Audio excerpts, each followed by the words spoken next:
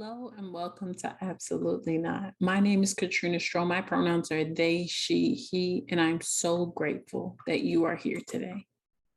Real quick, if you appreciate the work I do here or elsewhere, please visit the Support the Mission page of my website. There are several options to support my work, so please choose one. The key words for this episode are suicide, stigma, and anti-Blackness. I encourage y'all to look up the definitions of these words and compare them to the definitions you carry with you on a daily basis. If you need help comparing, please let me know. This episode is sponsored by BetterHelp. BetterHelp allows you to connect with one of 24,000 licensed therapists in a safe and private online environment. You pay a low flat fee for unlimited therapy with your therapist. Visit www.betterhelp.com/absolutelynot for more information and to get 10% off your first month. This link can be found in the show notes. Today's episode is titled, Put It on the List. And I'm excited to talk about this with my amazing special guest, Franky Rhodes, he, him. Franky is chaos personified. Boston born and raised, he shares his raw and uncut experience on being a Black man navigating corporate America as it is today. A musician, extreme athlete, chef, dancer, gamer, and content creator, he will make room for an uncut conversation around inclusion and anti-discrimination within every realm he resides. He identifies as a Black man. Thank you so much for being here today.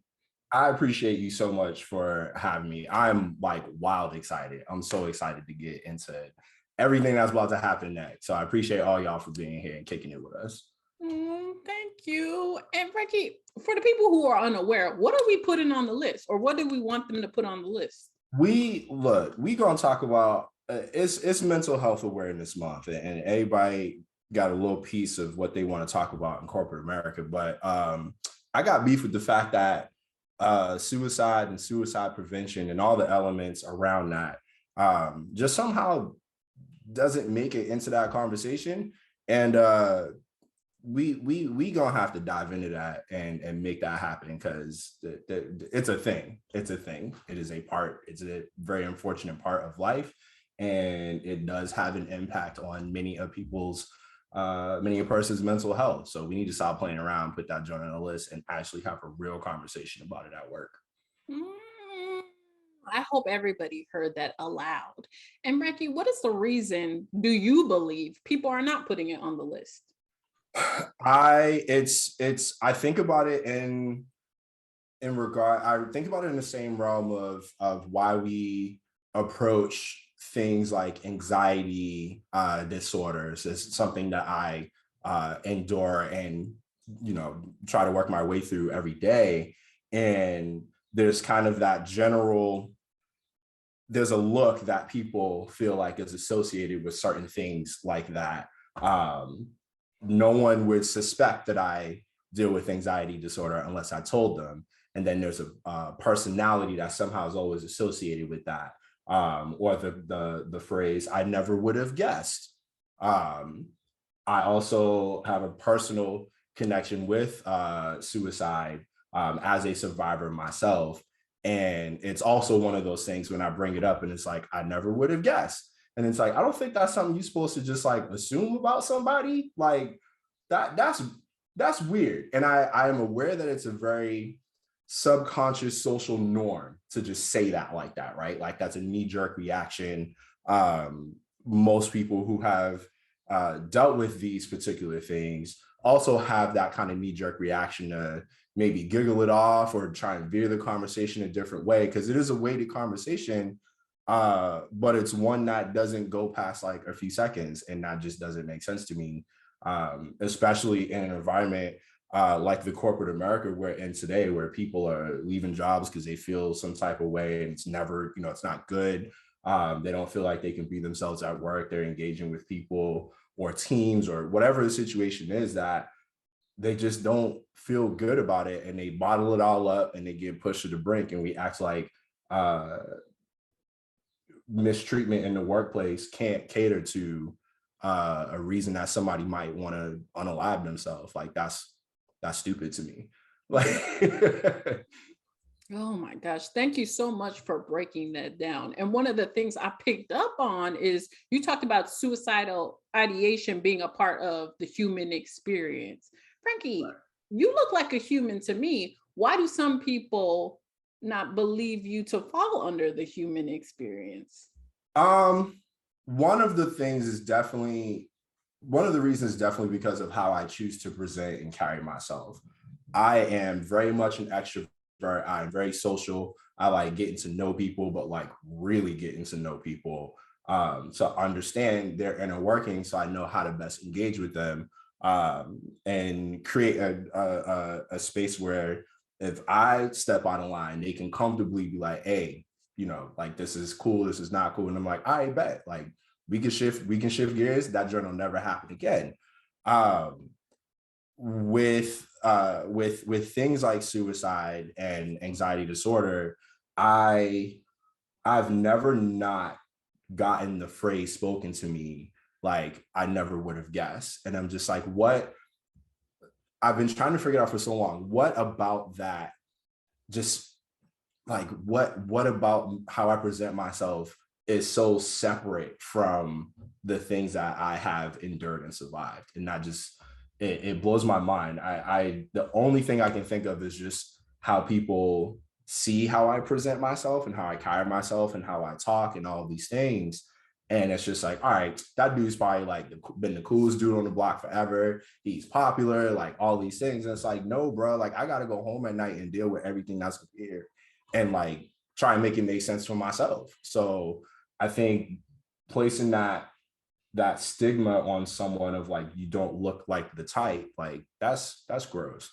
Mm, I love that. And I still have to go home and make it make sense for myself. It's a huge boundary of mine is not to on spot educate. So if somebody asks me a question about my experience or stuff, I'm like, no, go listen to episodes of Absolutely Not, go do something else because I don't do that over here. When was the last time somebody asked you to on spot educate on suicide or like just your experiences? Um, Honestly, it hasn't happened in a while outside of my friend group, my close knit group. Um, I would say probably it's definitely been a few years, but the last time it happened, it was in a workplace environment. Before I switched over to HR as a career path, I had worked in retail for about 14 and some change years. And it was kind of one of those like on the spot random conversations that happen at work when you board on the sales floor. When you should probably be folding some t-shirts because somebody gonna yell at you for not doing it. It was just one of those organic conversations, and um, I mentioned something along the lines of a story that happened, and I brought it up, and I mentioned the Black experience in relation to mental health issues, and they were like, "Well, what does this specifically mean?" And I was like, "Yo, there's Google, like, like." I had to set that boundary of like, all right, like I could tell you the generalization, like the general info about this stuff, but who am I to speak on everybody else's very very nuanced experiences with their mental health? Like that's not my place. Again, a lot of these things come from just the subconscious like nature of Mm. just being curious about whatever it is, especially when it's something that heavy and they want to just know. And I'm like, that's not my place, That is not my place, though. And I appreciate you knowing that about yourself and about the community of suicide providers and people who are passionate about suicide prevention. There are a lot of people who, like that person that asked you that question, who, when confronted with these topics, immediately want the whole thing, want the squeeze, want the juice, want the pulp, want everything. Why do you think that is? Or excuse me, let me backtrack. Why is this information not commonly known because it initiates that knee jerk reaction? I think aside we'll look at in my experience, the levels of curiosity that go into that. I think one part of it is people are just mad nosy, and like that's just that's just what we have to deal with, right? The next piece is it's almost like a measuring of how much a person the information that's being given to them. It's all right, well, how many eggshells do I need to walk on at any given moment to engage with this person? And then it's trying to get them to understand that it's not like that. Like, again, going back to my retail experience, like if I see the store is a hot mess and we're not moving fast, like I'm not gonna flip and have this moment in the office by myself where like that is a trigger. Like it's not that simple. And for some people it is, which goes back to like it is not for me to speak on anyone's experience in a broad spectrum.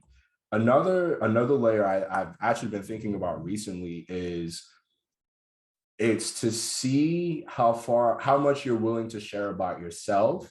And I have experienced this. People will weaponize that. Um, I'm not a huge fan of that. I don't respond to that well, not in the sense of my mental health, but I just don't play with people like that. Like it's extraordinarily unethical. It's disrespectful as hell. And it's there is no reason, no matter how much you like or dislike a person, to take something that far without them even being aware of why. Like, if you got problems with me, please pull me aside and be like, yo, like, we got to handle this or there's going to be deeper problems. And once it's weaponized, I'm no longer playing fair. Like, we're not doing that. I'm going to get sideways with you and tell you what type of time I'm on and how I don't want to be played with like that, but how I will not allow you to do that to other people, or there's going to be an escalation of problems. An escalation of problems, which I fully agree with.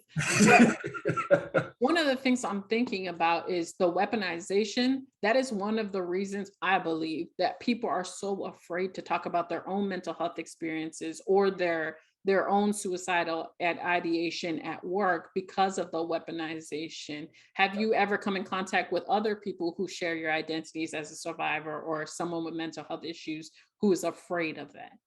Oh yeah, I've had so many side conversations, whether it's like some, in a conference room or someone slid in the DMs, and just, once I publicize the things that I deal with, um, it's it's actually been really empowering for me for that those people come to me, because one, it shows that I've built that trust in them, but they're also free to talk about how afraid they are to talk about it, because society will view them as soft or weak, or again, someone in leadership might use that against them, or for any number of reasons. And as an HR professional, especially, I'm just like, there are things that you deal with the subconscious all the time, and the goal is to be able to control it, because you don't just get rid of it. That's not a thing.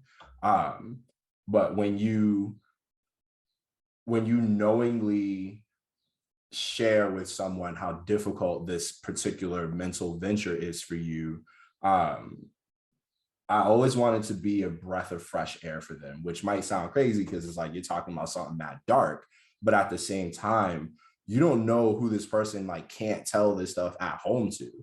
Like, if I can create that safe space, then the goal is to get better and empower you to do that for yourself. And I'll watch from the sidelines and cheer and pom poms and all that. Like, I want you to get to a point where you feel good.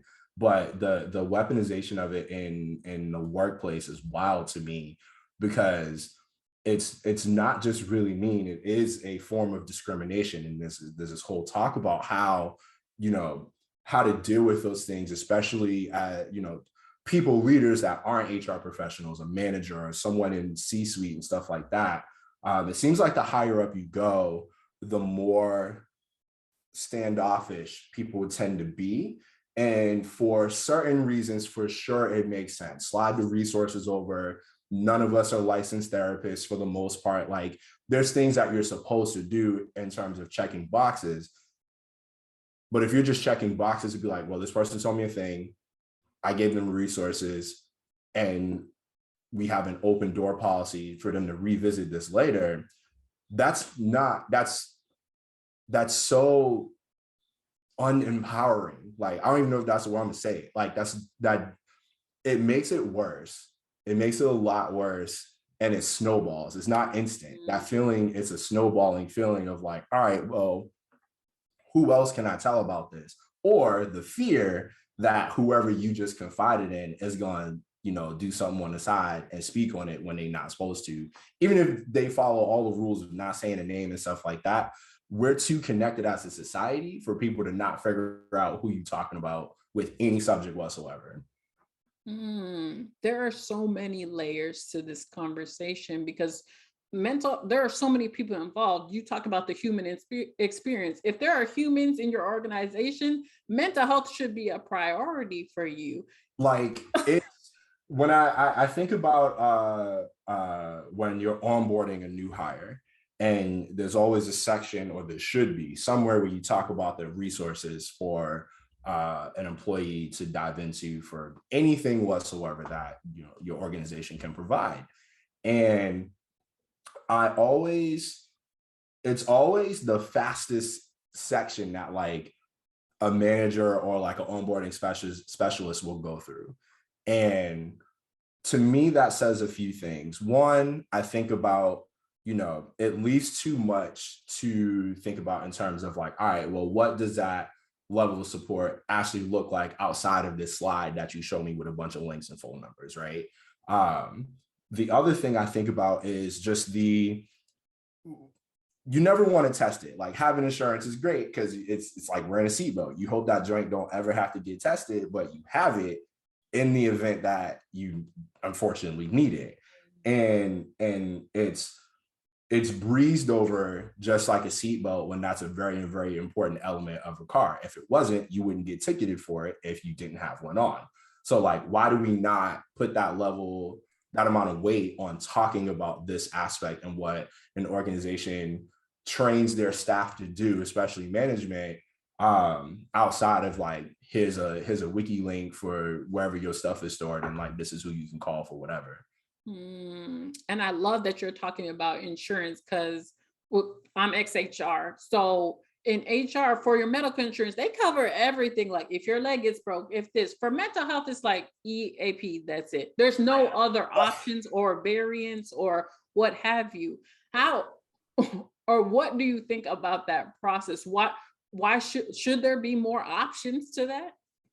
I think so. And I think as a field, and the way I hate this Great Resignation showed us a lot of where we may or may not have intentionally missed the mark, right? And there's this old, it's disgusting to even think about because it infuriates me, but there's like this old kind of practice of just like, the saying is bring your whole self to work. And there's obviously things that you personally can decide to leave at the door before you cross the threshold and log into your computer or go into office or whatever.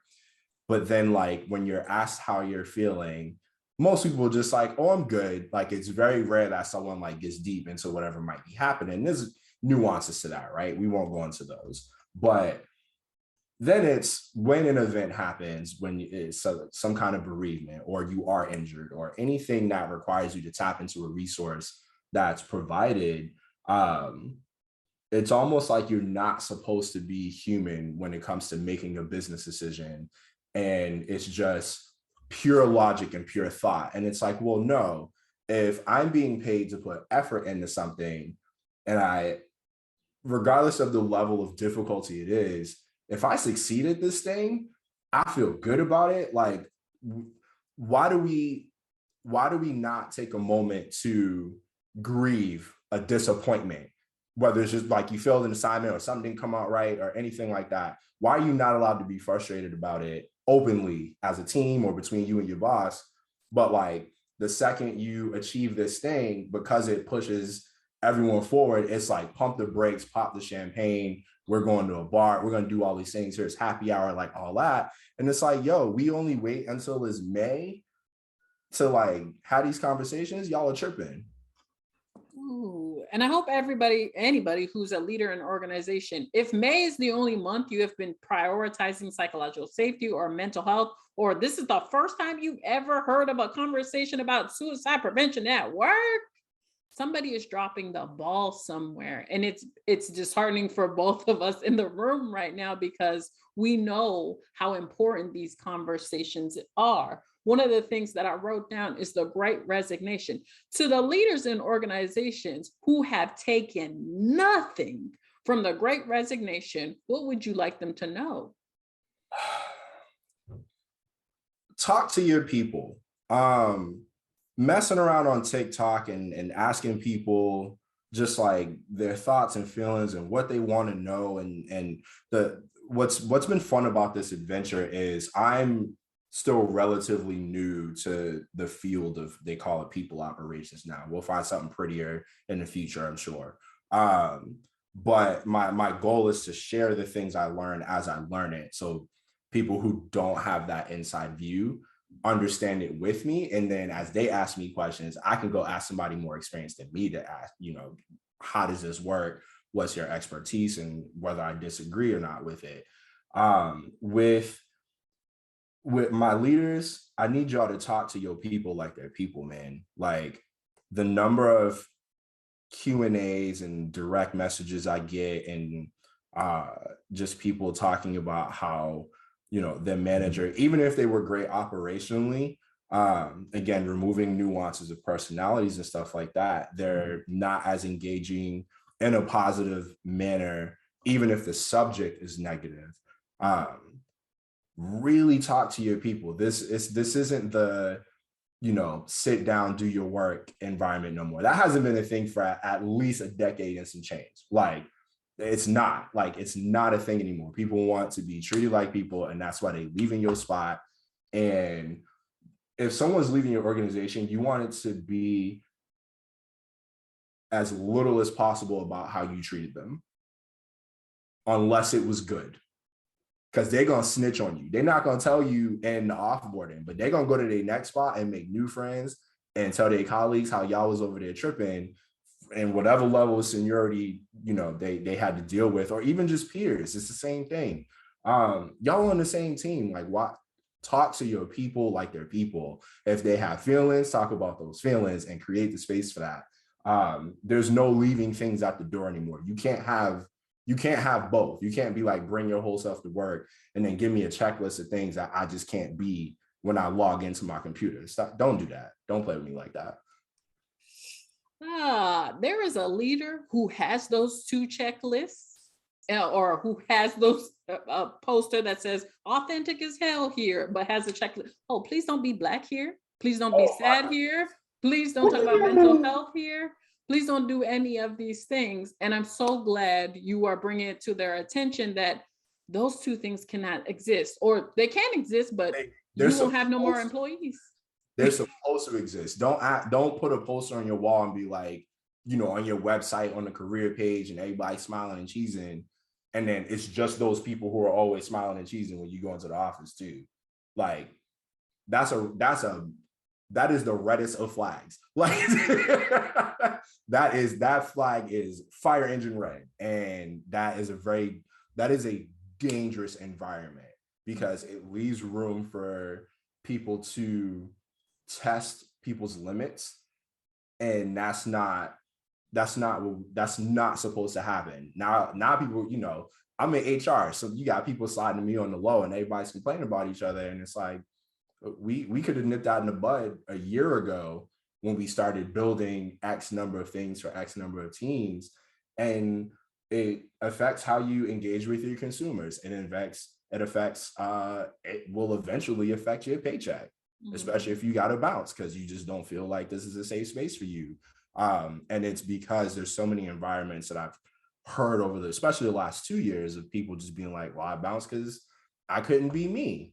And like, none of y'all who do like hiring or anything, like, y'all just list all the other things that you want to dive into, but you not listen to the human experiences and the human reasons why people are leaving your organization. That is a terrible way to build an awesome team, because you're not going to build one. And I love that you're talking about this, because Also, y'all need to be specific in the types of humans that are leaving and the types of humans that are having those awful experiences. Because once again, that checklist probably says don't be Black here, don't talk about mental health here, don't talk about disabilities here, don't be gay here. But we will get into that another time. For the people who don't, or who are forced to be a part of this behavior, or they are victim to these behaviors and are thinking about like, well, how do I even start this conversation? Because you talked about the people, they just leave. They don't even talk to nobody, but they want to stay at that organization and start the conversation. How could they start that conversation? That's the hardest part of this, because the people who usually want to start the conversation are not in positions of power.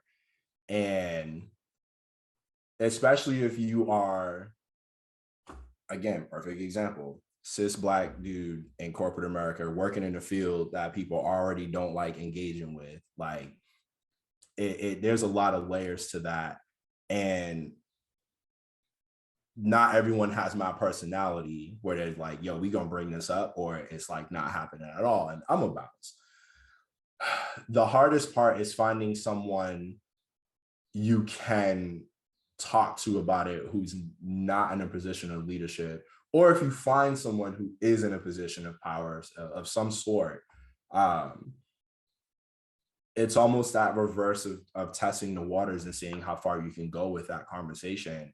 And depending on who you talk to or how many people you talk to, it could be a really shitty feeling to bring up, especially if you aren't successful the first 2, 3, 10 times. And I experienced that too. Like you just have to mentally safely find the road you can take. Do not put yourself in jeopardy in any way, shape, or form trying to make something happen.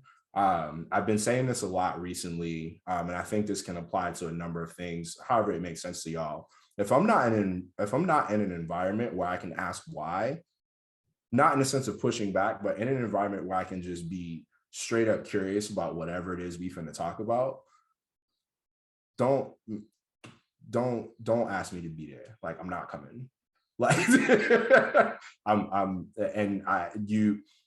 everyone should be able to, I wish that everyone would be able to set that level of boundaries for themselves, because there are people who are people pleasers. There are people who obviously want to succeed. There are people who want to make things make sense as an organization. But I'm Black first, I'm human first, and that's what you're going to get from me. And if you can't help me or provide me with the environment where people can ask why, you're going to lose everybody. Oh, if you don't care about mental health, if you don't care about suicide prevention, just know you will lose everybody. I want you to know that now. To the people who are listening to this conversation and are going to bust down the doors tomorrow in their organization and ask people to put some things on their damn list, what would be the top 3 tips you would share with them about having those conversations? Plan the conversation and be aggressive about planning the conversation. People learn in different ways. People absorb information in different ways. If you talk to somebody and you're familiar enough with them to know that they're more of a visual person, whether it be visual in text or visual in slides and pictures and whatnot, put that effort in, because even if it's not received right away by the first 2, 3 people you talk to, the goal is for you to feel good about the fact that you care about yourself and other people who deal with these things.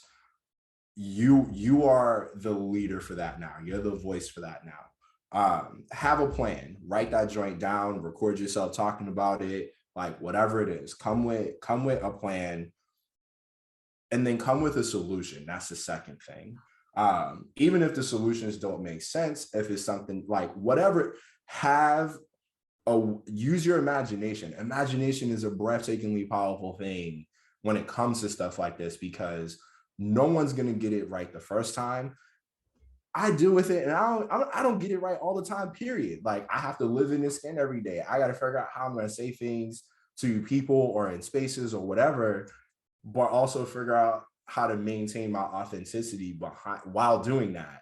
Have a plan, come with some answers, and be prepared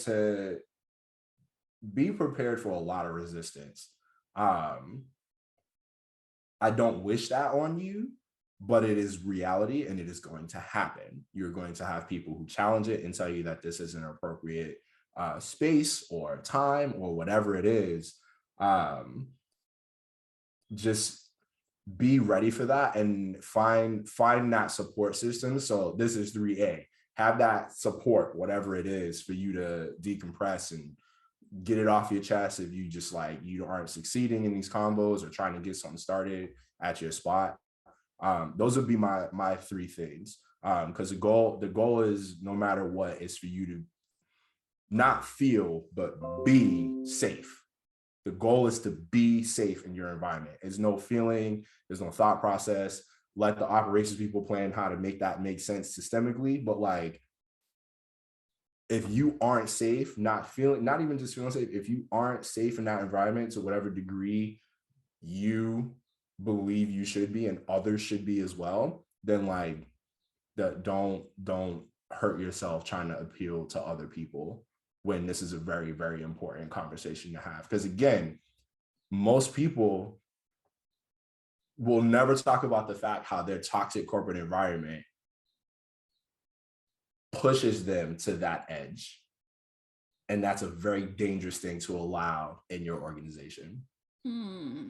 Very dangerous conversations not being had and causing more deaths than possibly imaginable. Thank you so much for bringing this into this space, because somebody is going to hear it. And I'm so excited that they're going to hear it. Me too. Ooh, thank you so much. Are there any last minute sprinkles that you'd like to share with the audience before we wrap up?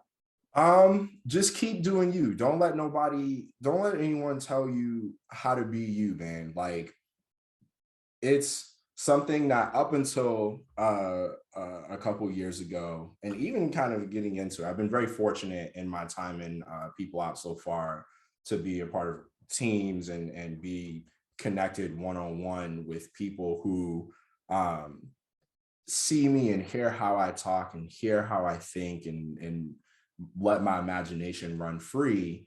I've been very fortunate to have those spaces provided to me so far, but also being empowered to make those spaces, because unless it makes sense for the answer to be no, I'm probably going to do that shit anyway. Like, being in HR and being Black is interesting. It's a vibe that it's one of those fields where there's an expected vibe that you emit, and I'm not that person. Because my goal is to create an environment where you get to be whoever the heck you want to be all the time. Like, I don't want you to turn things off about you, that are outside of your boundaries that you set, of course. I don't want you to turn things off about you, because that means just lesser everything from you, and that doesn't work. Like I tell people, I really love my profession. I love engaging with people. I love conversations like this. I love having those uncomfortable conversations. We need to get rid of just labeling things as uncomfortable, because who decided that, right? Like, who decided that? As a Black person who has seen all the things that's been happening and has had things happen to him throughout my entire lifetime, who decided that this was uncomfortable? Because it wasn't us. So like, let's work our way away from that, because that's bullshit. Like, I'm calling it. Y'all gonna learn that I am 110 all the time. That phrase is bullshit to be applied to certain things. If your clothes don't fit, that's one thing. That's uncomfortable as hell. These conversations we need to stop removing these like trigger warnings and it's uncomfortable and I don't know how to approach this. Google has been around for so goddamn long. Google stuff, look stuff up. Don't ask me to be your Black Google. If you're not finna pay me, don't do that. Like, be yourself, be 1,000,000% you, bring it all the time, and make these people pay attention to the fact that there's a culture shift happening in their organization. And the Great Resignation has shown us that people are going to not people are not going to allow you to put them in a box anymore. We're not doing that anymore. And I'm going to support them for it. Same. I will as well. For anybody who is listening to this, I hope that you take away that you have to be 100% yourself to remain safe, so that you know when organizations are being unsafe, so that you're able to vocalize the harm that's being caused in those organizations, and that so you can find dope ass people like Franky Rhodes, because I promise you, if you're not being your authentic self, you probably won't find him. And I want y'all to find amazing people. Oh, thank you so much for all of the magic and gems you have dropped in this episode. I know it's going to touch somebody's heart, and people are going to be busting down doors tomorrow. But for everybody else, keep setting those boundaries and saying absolutely not to anything unaligned. We'll see you next time. Bye.